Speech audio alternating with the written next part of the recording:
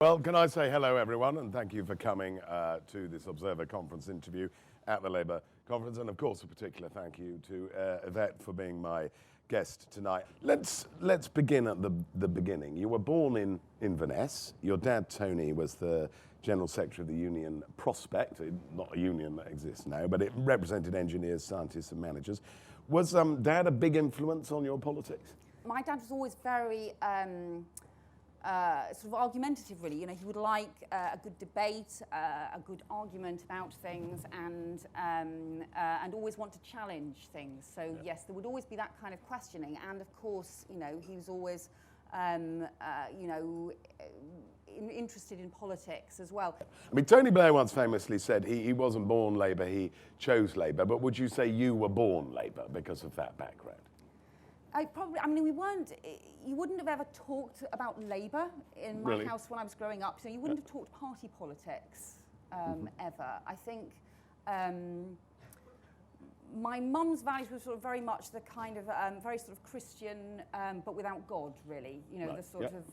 It makes sense. It made sense. So somebody's described a godless that, Christian. Exactly. Well, somebody described that as that's the Church of England for you. You can be Christian without God. You went up to Oxford to read PPE, and you coincided with Ed Miliband there, and some other people like James Purnell. Were you all, even at that stage, eyeing each other up warily, saying, that's going to be a future rival for a place in a Labour cabinet? No, do you know? I don't believe it. Well, let's say I did know James, and we knew each other quite well, but I think we hardly ever talked politics. Really? Yeah, what were you doing then instead? We both enjoyed. A perfectly innocent question. Could have been dominoes, who knows? We both enjoyed student theatre, actually. So did you both do more acting than politics? We did, both of us did. And that is actually quite a contemporary pattern. I mean, Tony Blair famously did much more acting at Oxford than he did politics. David Cameron didn't really do much politics. What does this tell us, though? Is it worrying? Well, I mean, I did do quite, I suppose, some politics as well. I did also. I did apparently meet Ed Miliband, though I don't really remember it, but he does because he said that I shouted at him. About what? Because, well, I was a member of the Labour Club. He was the secretary of the Labour Club, and or he became the secretary of the Labour Club. And the one discussion that the time we met, he tells me that I shouted at him because he had got me my membership card too late for me to vote on something, and I can't even remember what it was.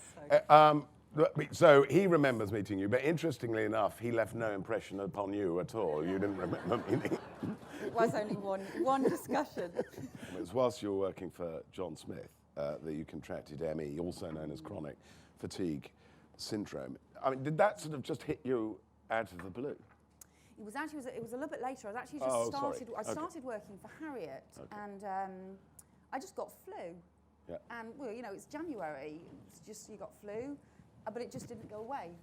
And so, you know, a week later, I was still feeling bad. Well, okay, bad dose of flu. 2 weeks later, 3 weeks later, you know, months later, just still finding it really hard to do anything, hard to get up, all the sorts of things that you take for granted that you can do. It was just really like, you felt like just not having enough fuel, not having enough energy, not having enough energy to do anything. And it meant I was off work for about a year, completely. I spent a lot of time watching Richard and Judy. And did that help the recovery or delay it, do you think? It kept me going. It soothed you. They're a soothing pair, aren't they? Exactly. So you recover, as we've described. You're soon going into the House of Commons with rather good timing. Shortly before the 1997 election, you were selected at a late stage for Pontefract and Castleford. You skipped. Sorry. You skipped my brief, my journalism. All right, sorry. No, I thought we'd drawn a veil over the uglier bits of your past, but maybe, no. Andrew, this was a sign that you thought the journalism was not actually a No, that's because you did. You did indeed work for the Independent for a period, didn't you? Why did? Because you clearly set off on a political trajectory. Why this dip into the journalism? I just thought I should try something different. I thought I should do something different, and you know, it was interesting thing to have a go at. And I was at the Independent in the period in which the Independent had 3 different editors. Right, well, no, very interesting. Yep, so it was like 3 different newspapers. The thing about journalism is sort of wonderfully irreverent. You have to be, but to be a really good journalist, you always have to want to know the next story, the next thing that's interesting, and be just fired up in that way. In politics, actually, you've got to want to do something.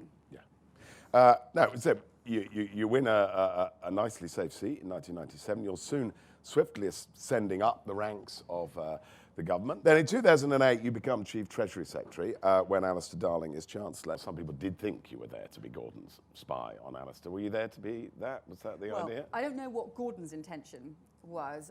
The way I figured it is the only way you can do the Chief Secretary's job is you work for the Chancellor. Yeah. You can't work for the Prime Minister, you work for the Chancellor. So we did have one occasion where Gordon was trying to get me to agree to fund something. I can't even remember what it was. And so he was trying to call me, and I figured, I didn't know what Alistair's views were. I managed to get hold of Alistair. Alistair was, no, he wasn't really wasn't sure, thought we should back off. And I had this, remember this evening of trying not to answer Gordon's phone calls. And the way in which the Downing Street switchboard works is if the Prime Minister says they want to get someone, the switchboard do everything possible. Yeah, so you end up, and they're famously good at it. they Thanking are them anybody. incredibly good at it. And so it was sitting, there was the phone was ringing, the fax line was ringing, the mobile was ringing. What was Gordon sending you? Like, Saying, call me now! Exactly. You sort of felt, it was the collective version, it was the version of John Prescott's shout, this was the Gordon shout, the Prime Ministerial shout, while I was meanwhile desperately trying to find some piece of technology that wasn't ringing in order to call Alistair and say, what do you actually want to happen in terms of getting this money agreed? I mean, why was Gordon basically so bad at having decent relationships with senior colleagues? People sometimes look back and say it was just this in terms of the drama of politics, is this dysfunctional? And, you can... It was dysfunctional, wasn't it? The interesting thing is, I think you can see it from a relationship point of view. If you see it from the point of view of personal relationships, you could say, of course, there were a series of dysfunctional relationships. But if you see it from the point of view of politics and the things that they did and the things they achieved, that period with Tony Blair and Gordon Brown, they were both such big figures. Yeah. Very few people stood up to them. Very few people stood up to either of them. And actually, you need in politics people to stand up to you, people to challenge you, people to put a different point of view. And the thing about them was they would stand up to each other. I've always sort of had the kind of politics where I think it is really bad to have concentrations of power. It's very bad to have, all power concentrated on one person, everybody going along with it. If you have, a series of big personalities, in the end, that makes for healthier politics and for better policy decisions, even if you look at it from a kind of, from a psychology point of view or from a soap opera point of view, you might get, what looks like a story that doesn't work. I want to talk a bit about your time as Secretary of State for the Department of Work and Pensions. We've actually had quite a lot of online questions, because I invite people to ask online questions. Rest assured, I will come to your questions as well, ladies and gentlemen. We had a lot of angry online questioners, specifically on your introduction of the ATOS tests on people drawing sickness and disability benefits, which they variously describe as cruel and humiliating. One online questioner says they're draconian and grossly unfair, especially to the mentally ill. Do you have any regrets that you presided over the introduction of those tests? Look, these are programs where they're complicated programs that you're trying to introduce. You want to make sure it's done as fairly as possible. Actually, in the end, the only way to do it is to keep reviewing it and to keep making changes if it's not working quite right and making adjustments. To give you a flavour, because I'm representing these online questions fairly. There were a lot of them, and give you a flavour of their anger.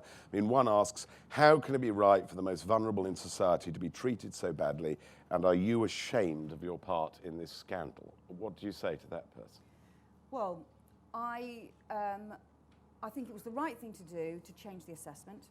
I think it was the right thing to do to bring in a new system where you would have more support for people, but also a stronger test to try and get as many people back into work. Because to be honest, if you leave people on long-term sickness benefit with no help, you'd actually leave them trapped in poverty when they could be getting back into work, which often is good for people's health and a good way forward. Now, if you're saying to me, is there a problem with the way it's being implemented? There clearly is, because I've got constituency cases about the way it's being implemented in practice. So of course, actually what the government should be doing, therefore, is reviewing the implementation and making changes if you have to. But you know, does that mean it's wrong, therefore, to try and introduce reforms? No. Yeah, I'm sorry, ladies and gentlemen, to bring up what may not always be happy memories, the 2010 election. Do you think, looking back now, the 2010 election was ever winnable for Labour? In the end, we always knew that the Tories in the end had a huge series of weaknesses, and it is significant that they weren't able to win the 2010 general election. We had been in government for 3 terms, so that does make it always hard. Whatever your circumstances, that's always going to make it hard. You had the global financial crisis, you had all of the economic problems that we'd faced and been through, which meant people were feeling really pressed and really squeezed. I think the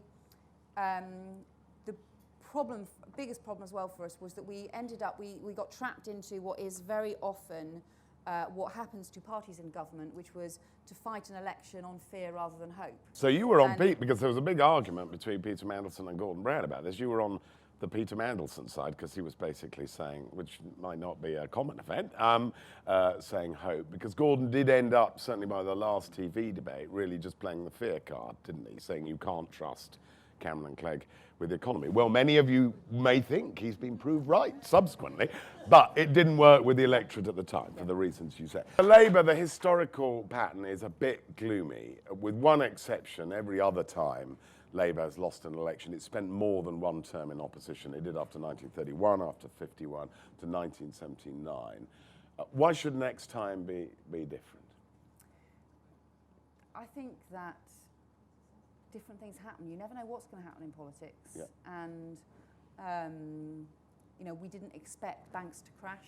We didn't expect to reach the point where, you know, you might not be able to get money out of the hole in the wall unless you ended up, you know, we had to nationalise NatWest. It was, you know, I mean, I remember very clearly being on the train and I was actually on the way back to Yorkshire on Friday, and Alistair was abroad. He had gone over to the States. Yeah, it was in Washington, wasn't it, for the finance minister's summit? Yeah. And it was a Friday afternoon, and in fact, they actually managed to keep things ticking over the weekend. But his office called me on the Friday morning and said, "We just thought we should alert you because we can't get hold of Alistair because he's on the train.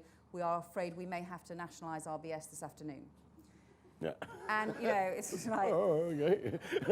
this is, you know, I mean, Northern Rock's one thing, because Northern Rock was a small institution, but, you know, nobody had been in this position. So to have those scale of events, and the reason that I say that is that you can never predict what's going to be around the corner, and you should always be cautious, I think, about making predictions in politics. Yeah. I also had, as I said, this slightly uneasy feeling that there is a turning point happening at the moment in terms of what is happening at the economy, which may change things fundamentally in terms of the nature of the political debate, not in a specific direction, but I just think may throw the cards up in a different way and in a worrying way. If you're concerned about jobs and so on as well, and also that you know, I just think it can be done. The Tories didn't win the last election, and the Liberal Democrats will, you know. So Labour can win next time? I think so. Yes. Definitely.